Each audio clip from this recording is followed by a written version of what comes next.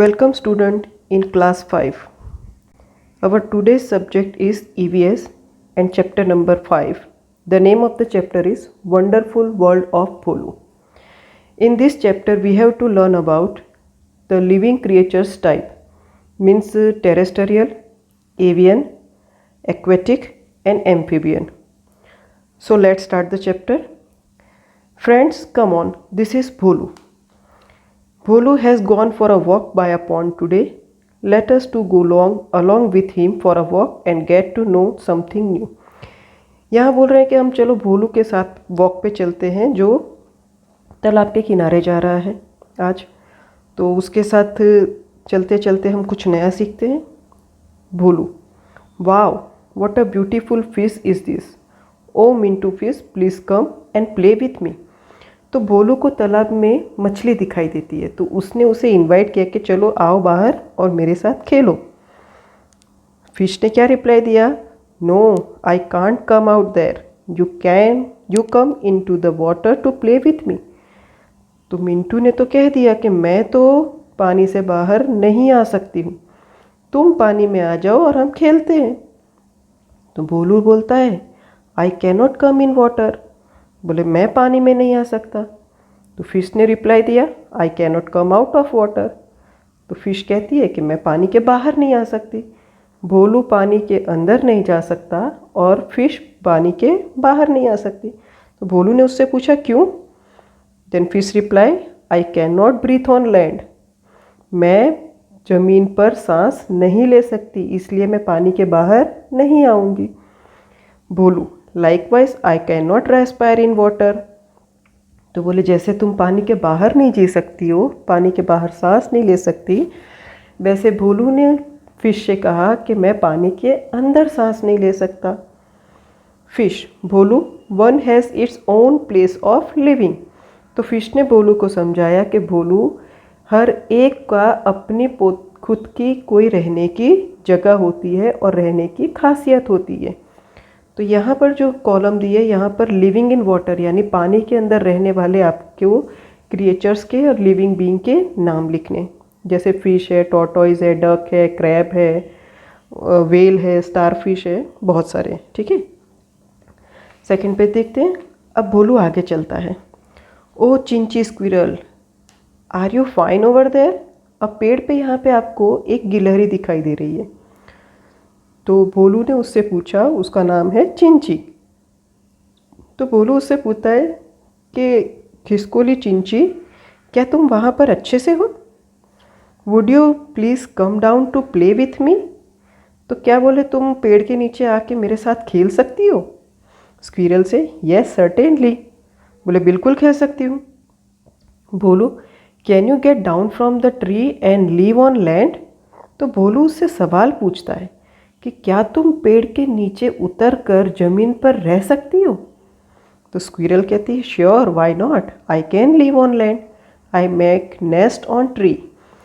तो स्क्विरल खिसकोली उसे जवाब देती है कि क्यों नहीं, मैं ज़मीन पर रह सकती हूँ, मैं तो पेड़ पर अपने घोंसले बनाती हूँ। भोलू बोलता है wow you are very good, see Mintu fish tells that it can not live in water it can live in water only. तो भोलू बोलता है अरे वाह तुम बहुत अच्छी हो, देखो मिंटू ने क्या मेरे को जवाब दिया कि वो पानी के बाहर नहीं रह सकती, वो सिर्फ पानी में रह सकती है। स्क्विरल बोली इट्स ट्रू अबाउट फिश, बोले ये बात तो मछलियों के लिए सही है। She can only live in water as the water is the home for it. बोले पानी में ही वो रह सकती है क्योंकि पानी ही उसका घर है। तो भोलू बोलता है so can you not live in water. तो बोले क्या तुम पानी में नहीं रह सकती हो? तो स्क्विरल बोली no Bholu I can not live in water, नहीं मैं पानी में नहीं रह सकती। We live on land so we can not breathe in water, hence we can not live in water. तो बोले हम लोग ज़मीन पर रहते हैं इसलिए हम पानी में सांस नहीं ले सकते और इसी वजह से हम पानी में नहीं रहते हैं। अब चिंची स्क्विरल के साथ में और कौन से एनिमल्स या लिविंग क्रिएचर्स हैं जो ज़मीन पर रहते हैं, उनके नाम लिखने हैं हमें। तो हर ही प्रकार के प्राणी आ जाएंगे ना। काऊ है, बफेलो है, ह्यूमंस हैं, तो आप इसके आंसर ढूंढ लीजिएगा। अब आगे चलता है वो। Bholu walk ahead and met Dagmag tortoise. अब भोलू आगे बढ़ता है और उसे कौन मिलता है? कछुआ, जिसका नाम है डगमग। भोलू, आह डगमग, वेयर आर यू गोइंग? तो भोलू कछुए से पूछता है, डगमग आप कहाँ जा रहे हो? तो टॉर्टॉइस बोलता है, it's too hot here Bholu. बोले यहाँ बहुत गर्मी है। I shall go in to the pond and take rest there. मैं तालाब में जा रहा हूँ और वहाँ आराम करूँगा ठंडे में। It would give me relief from the heat. और मुझे उससे गर्मी से राहत मिलेगी। रिलीफ का मतलब होता है राहत, यानी आराम। सो भोलू पूछता है, you walk on land then how can you live in water? बोले तुम तो ज़मीन पे चल रहे हो, तो पानी में कैसे जी सकते हो? टॉर्टोइस बोलता है, why can I not live in water? बोले मैं क्यों पानी में नहीं जी सकता हूँ? तो भोलू फिर से उसको पूछता है कि उसे बताता है कि Chinchi tells that those who live on land can not live in water. तो बोले चिंची खिसकोली जो स्क्विरल है उसने तो मुझे बोला कि जो पानी में रह सकते हैं वो ज़मीन में नहीं रह सकते, और जो ज़मीन पे रह सकते हैं वो पानी में नहीं रह सकते। तो टॉर्टोइस बोलता है, चिंची इज़ करेक्ट, चिंची एकदम सही है। अब भोलू यहाँ कन्फ्यूज़ हो रहा है, बराबर। तो टॉर्टोइस बोलता है, Chinchi is correct but there are some exceptional animals like me which can live both on land and in water. तो बोले चिंची ने तुम्हें बिल्कुल सही इन्फॉर्मेशन दी है कि जो पानी में रह सकते हैं वो ज़मीन पर नहीं रह सकते, और जो ज़मीन पर रहते हैं वो पानी में नहीं रह सकते।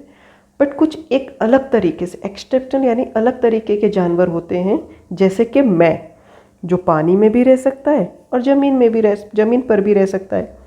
भोलू बोलता है, ओह इट्स रियली अमेजिंग। बोले ये तो बहुत ही अजीब बात है। अब यहाँ फिर से एक कॉलम दिया हुआ है जिसमें लिखा है कि टॉर्टोइस के जैसे ही आपके आसपास में जो पानी पर और ज़मीन पर दोनों में रह सकते हो ऐसे नाम लिखने हैं, जिसमें स्नेक आ जाएगा, क्रोकोडाइल आ जाएगा, टर्टल आ जाएगा। ठीक है, अब नेक्स्ट देखते हैं।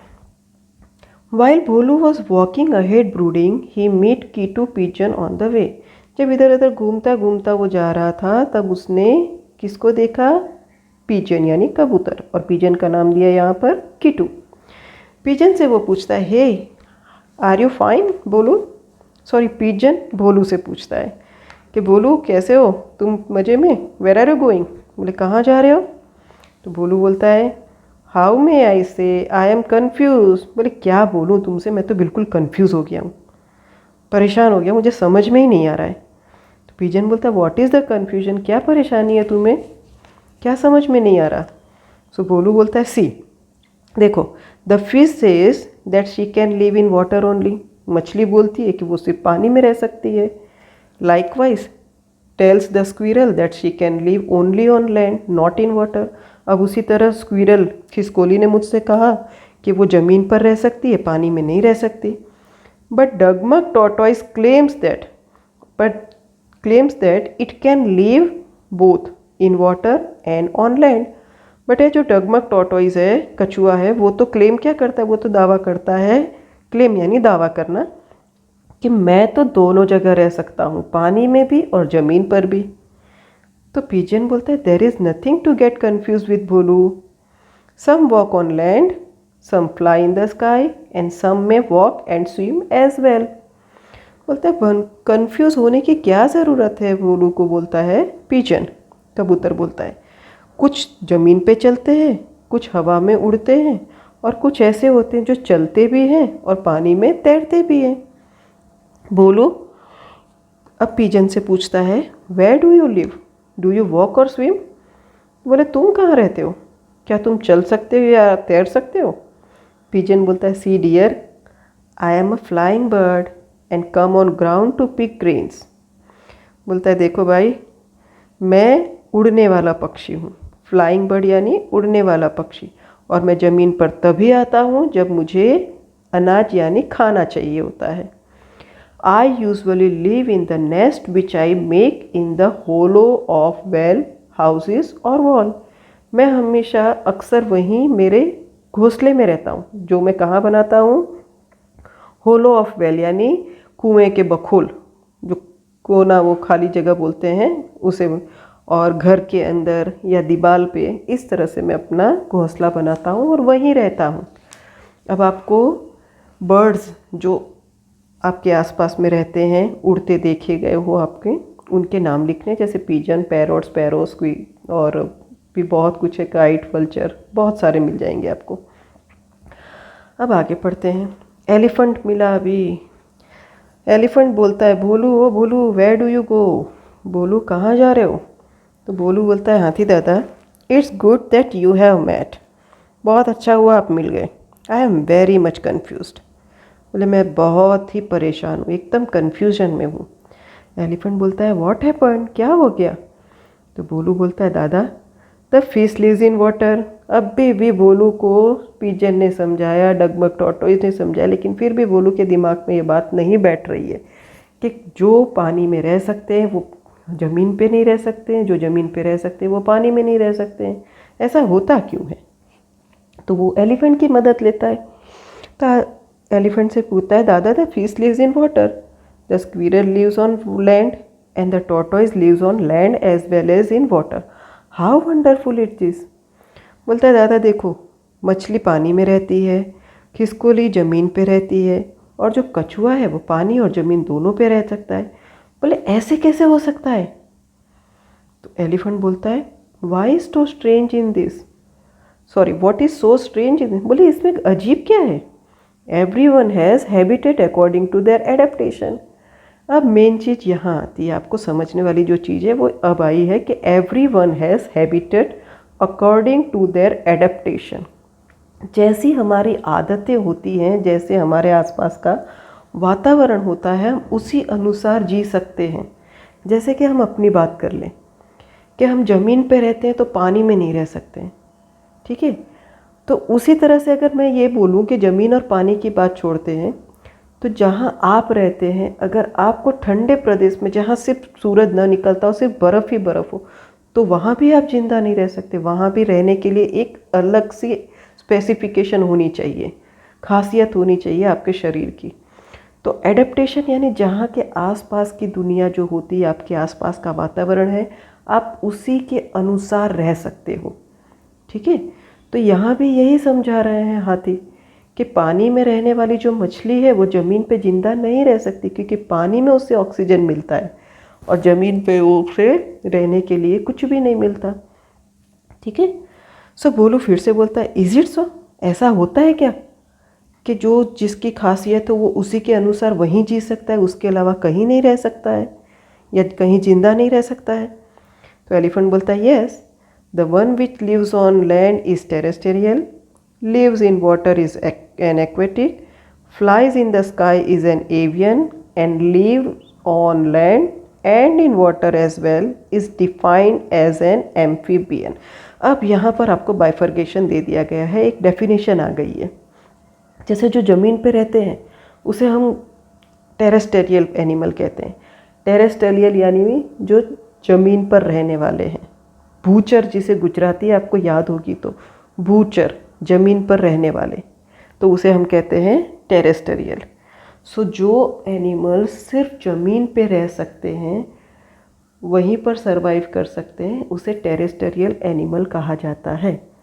सो टेरेस्टेरियल एनिमल की डेफिनेशन होगी, animals which lives on land only are called terrestrial animal. दूसरा उन्होंने बोला, lives in water is an aquatic. Aquatic, aqua का मतलब होता है पानी, तो पानी में रहने वाले को कहते हैं एक्वेटिक। तो वो प्राणी, animals which live in water only are called aquatic animal, जिसे जलचर प्राणी बोलते हैं। जड़चर गुजराती में होता है, ठीक है? जड़ में रहने वाले थे यानी जलचर प्राणी कहा जाता है, लिव इन वाटर ओनली।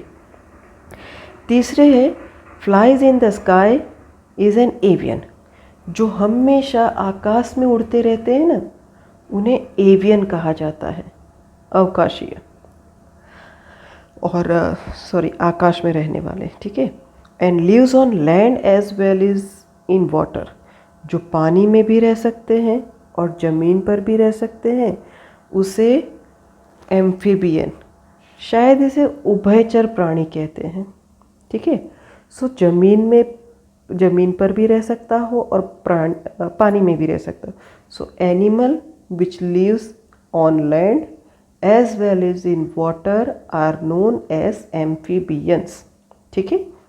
भोलू बोलता है ओ इज इट। अब हाथी के समझाने पर भोलू के समझ में आ गया, तो बोलता है अच्छा ऐसा है। सो अब आपका क्लासिफिकेशन आ रहा है। सो आपको यहाँ पर एनिमल और बर्ड्स को जो आपने आसपास में देखे होंगे, तो टेरेस्टेरियल जो लिखा है पहला, जो ज़मीन पे रहने वाले, एक्वेटिक पानी में रहने वाले, एवियन आकाश में उड़ने वाले, और एम्फीबियन का मतलब होता है जो पानी और ज़मीन पर रह सकते हैं। ऐसे दो ऑप्शन आपको ढूंढने। अब यहाँ पर आपको एक एक्टिविटी के तौर पे मतलब क्वेश्चन दिया है, जिसमें टेरेस्टेरियल का देखेंगे तो रेड कलर दिया है, aquatic blue colour, avian green colour और एम्फीबियन येलो कलर। सो यहाँ पर कुछ पिक्चर्स दी है, उन्हें आपको बाइफरगेट करना है, उन्हें आपको आइडेंटिफाई करना है कि वो एवियन है, एक्वेटिक है, एम्फीबियन है या टेरेस्टेरियल एनिमल्स हैं। ठीक है। सो ये आपकी एक्टिविटी है, इसे आप कंप्लीट कर लीजिएगा अपनी नोटबुक में। अब आगे देखते हैं। भोलू बोलता है एलिफेंट दादा now I understood very well. अब मुझे बिल्कुल समझ में आ गया दादा। तो एलिफेंट बोलता है dear son Bholu, in many ways diversities can be seen among animals and plants. तो बोलता है बच्चा कि बहुत अलग तरीके से बहुत ही अलग अलग डाइवर्सिटीज़ यानी अलग चीज़ें होती हैं, एनिमल्स की भी होती है और प्लांट्स की भी होती है। सबकी अपनी अपनी एक खासियत होती है, स्पेशलिटी होती है। तो भोलू बोलता है यस दादा, how much variation is seen in the appearance, habitat and in all.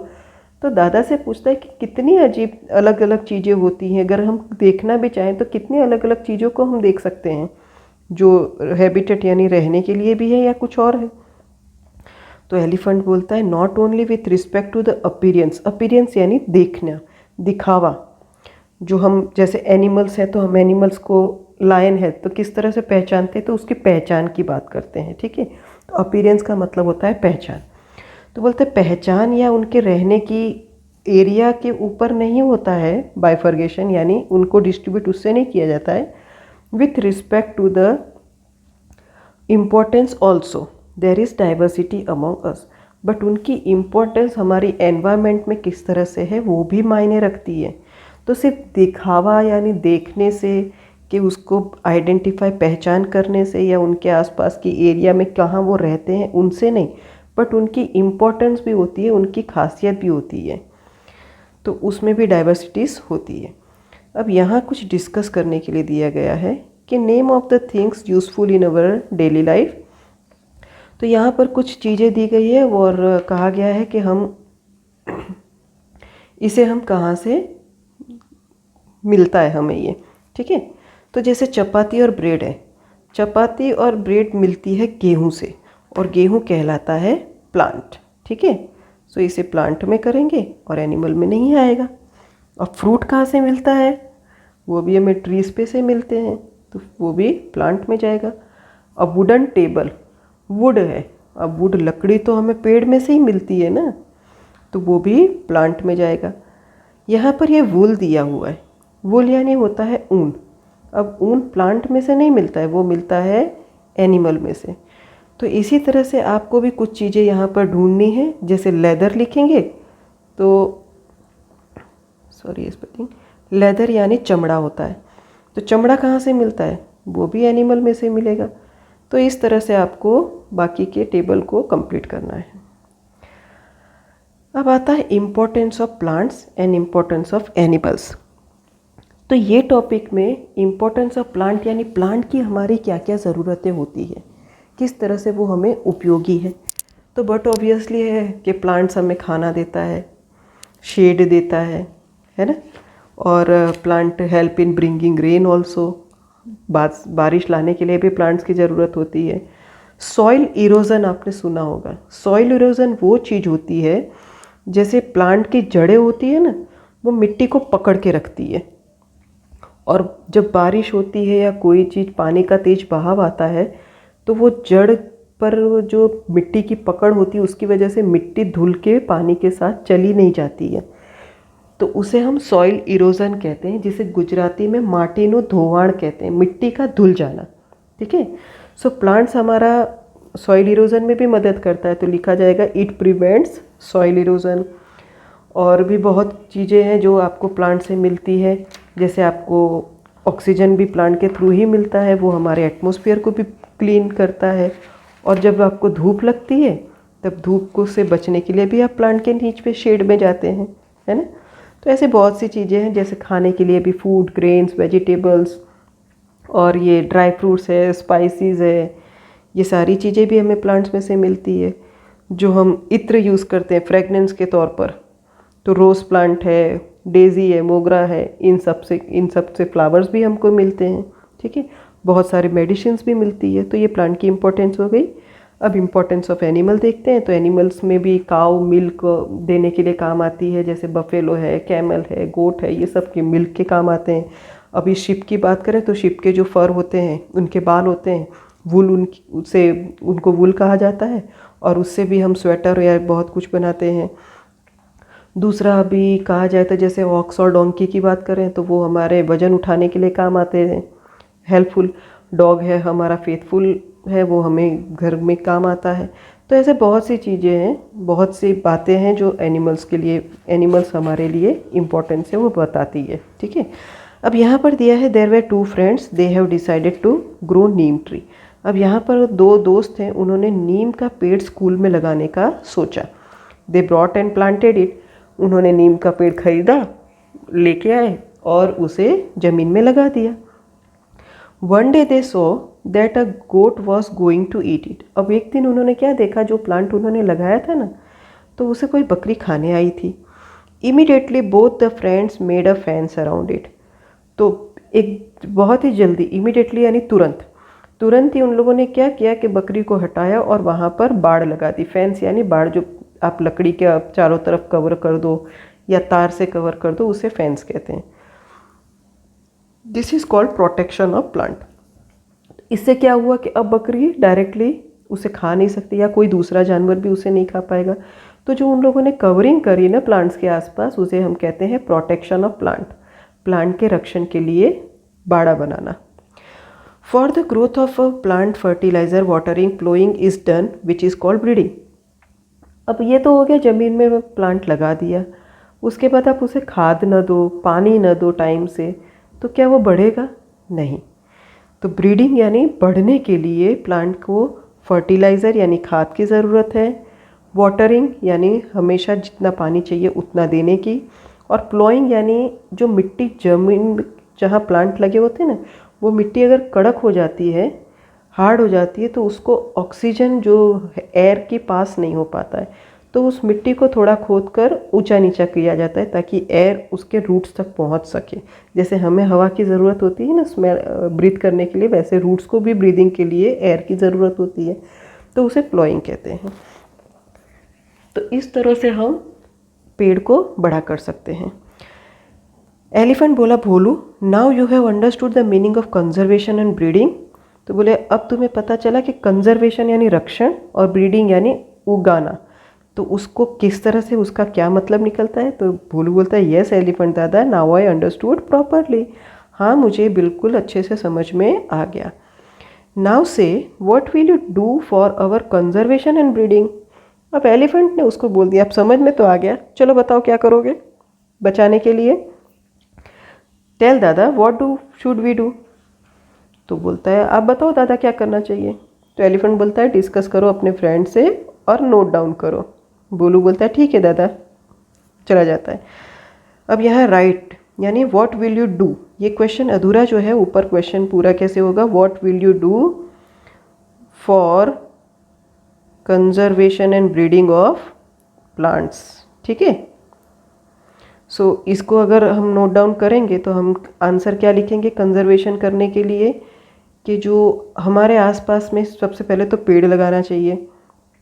पौधा लगाओ, तो पौधा लगाने के बाद उसे पानी और खाद देना चाहिए। ठीक है, और उसके बाद अगर फ्रूट्स आ जाते हैं या फ्लावर्स आ जाते हैं जो कच्चे हैं, कलियां हैं फ्लावर्स की, अगर उसे कोई तोड़ देगा तो फ्लावर पूरी तरह उग नहीं पाएगा, अच्छे से ब्लूम नहीं करेगा, खिलेगा नहीं, तो हमें फ्लावर्स कैसे मिल पाएंगे। तो जो कच्ची कली जिसे बर्ड कहते हैं, BUD बर्ड, तो बर्ड कोई तोड़ ना ले, या तो उसके पत्तों को कोई नुकसान ना पहुंचाए, या अभी फल लगे ही हैं जो कच्चे हैं तो उसे अगर तोड़ देंगे तो फल बड़ा नहीं होगा। तो इसका भी ध्यान रखना चाहिए, कंजर्वेशन एंड ब्रीडिंग में बता रही हूँ, ठीक है। सो ये भी एक पॉइंट निकलता है। दूसरा है कि अगर जानवरों को ब्रीड करने के लिए उनके कंजर्वेशन की बात करें तो हमारे आसपास बहुत से अपने जानवर देखे होंगे, जैसे गाय है, कुत्ते हैं। तो इन सब को खाना पीना देना, यानी पानी देना, खाना देना, वो सब चीज़ों की भी केयर करनी चाहिए। सो इस तरह से आपको उनको ट्रीट करना चाहिए। अब यहाँ कुछ क्वेश्चंस हैं, वो आप ढूंढिएगा कि आप plant have you sown in the school, कौन से प्लांट्स देखे थे स्कूल में, और what is to be done to sow the sapling. अब अगर पौधा कोई लाते हैं तो उसे उगाने के लिए आप क्या करोगे, and which animals are kept in zoo, zoo में कौन कौन से एनिमल्स होते हैं। अब डिस्कस सेंचुरी, जू एंड नर्सरी। अब सेंचुरी किसे कहा जाता है, ये सेंचुरी नहीं जो क्रिकेट में 100 लगा दी और उसे सेंचुरी कहते हैं, यहाँ SANCTURY है। ये सेंचुरी का मतलब होता है कि जानवरों के लिए रक्षण की जगह। सेंचुरी वो है where wild animals can roam freely, यानी वो जगह जहाँ आपने जंगली जानवरों को देखा होगा, शेर और ये चीते हैं या हाथी है, ये सब हम लोग घर में नहीं पाल सकते हैं, उनके लिए बहुत बड़ी जगह चाहिए होती है और उनके अनुकूल, क्योंकि उनको घूमने की जगह, उनको जंगल जैसा वातावरण मिलना चाहिए। तो जंगल के अंदर ही उनको बचाने के लिए, ताकि कोई दूसरा आके उन्हें मार न दे और उनकी जो काउंटिंग है वो ख़त्म ना हो जाए, तो ऐसी जगह जहाँ पर जानवरों को, जंगली जानवरों को रखा जाता है, उनका रक्षण किया जाता है और वो आराम से उस जगह पर घूम सकते हैं, ठीक है, इसे हम सेंचुरी कहते हैं। किसी डर बिना कि कोई आके उनको मार डालेगा, ऐसा उनको फिर वहाँ डर नहीं लगता, क्योंकि वहाँ पर सब रिस्ट्रिक्शंस लग जाते हैं, कोई किसी को हानि नहीं पहुँचा सकता है। अब ज़ू की बात करते हैं। ज़ू तो आप बहुत बार गए होंगे। तो ज़ू वो जगह है जहाँ आपको बहुत अलग प्रकार के प्राणी और पक्षी और बहुत ही अलग क्रिएचर्स को आप देख पाते हैं। तो उनको रहने के लिए भी उनके लिए प्रॉपर जगह होती है। अब ऐसा नहीं कि जहाँ भी रख दिया उसके बाद उनकी केयर ना करो, तो वो तो मर जाएंगे। तो आप ऐसी जगह, मतलब जहाँ पर उनको सभी चीज़, सभी नेसेसिटी मिल जाए, जैसे आपको घर में रहने के लिए, घर में रहते हो तो आपको जो जो ज़रूरी चीज़ें आपको मिलती, तब आप अच्छे से जी पाते हो। तो इसी तरह से प्राणियों को भी ज़रूरतें होती है, तो उन ज़रूरतों को पूरा करके आराम से जहाँ पर वो लोग रह सकें। तो यहाँ ज़ू में भी आपने बहुत बार देखा होगा कि वहाँ पर रहते हैं और उसके बाद ब्रीड भी करते हैं, यानी फैमिली भी बढ़ती है उनकी, और आराम से उन्हें कोई मार नहीं सकता, किसी भी प्रकार की उनको डर भी नहीं रहता है वहाँ पे। अब आता है नर्सरी। नर्सरी यानी वो प्री स्कूल वाला नहीं, ये नर्सरी गार्डन के तौर पे आते हैं, कि जहाँ गार्डन में जो पौधे होते हैं ना, उनकी रक्षा की जाती है, उनको वहाँ पर रखा जाता है। तो नर्सरी वो प्लेस है जहाँ आप जाकर, आपको अगर आपके आसपास में बहुत अच्छी जगह है तो आपको मन किया चलो हम थोड़े शो प्लांट ले आते हैं या फ्लावर प्लांट ले आते हैं, तो आप कहाँ जाते हो, नर्सरी में। तो नर्सरी वो जगह है जहाँ आपको अलग अलग प्रकार के प्लांट्स मिल जाते हैं जो रेडी रहते हैं, बस आपको लाके वहाँ पर ज़मीन में लगाना है। बट उसके बाद उसको टाइम टाइम से पानी और मैन्योर यानी खाद देना है, ऑर्गेनिक मैन्योर, नेचुरल फर्टिलाइज़र देने का। सो ऑलरेडी सीड बना के वो हमारे लिए तैयार करके रखते हैं। अभी मैंगो ट्री की बात करूँ तो आपको बोलना कि मैंगो ट्री लगाओ, तो आप मैंगो का बीज लोगे, फिर उसको ज़मीन में गाड़ोगे, फिर उसका इंतज़ार करोगे वो फूटेगा। तो वहाँ पर नर्सरी में क्या होता है कि ये सब चीज़ें आपके लिए ऑलरेडी प्रिपेयर करके वो लोग रखते हैं। तो प्रिपेयर्ड सीड और प्लांट्स मिल जाते हैं जो साइंटिफिक टेक्निक से भी करते हैं वो लोग। तो आपके घर पे लाते ही उस सिर्फ आपको लगाना है और उसके बाद थोड़े बहुत मैन्योर और पानी देकर पौधे या प्लांट को आप बड़ा कर सकते हो, ठीक है। सो यहाँ पर चैप्टर ख़त्म होता है। तो हमने इस चैप्टर में क्या सीखा के 4 प्रकार के लिविंग बींग्स होते हैं, क्रिएचर्स होते हैं जो इस दुनिया में रहते हैं. There are 4 types of living being or creatures which live on this land. First is terrestrial. Terrestrial animal means animals who lived on land only. Avian, animals which flies in the air. Aquatic animal means animal which live in water only. And amphibian are special type of animals which live on land as well as in water also. So hope you understand this chapter. So read it and try to understand it. Okay, bye.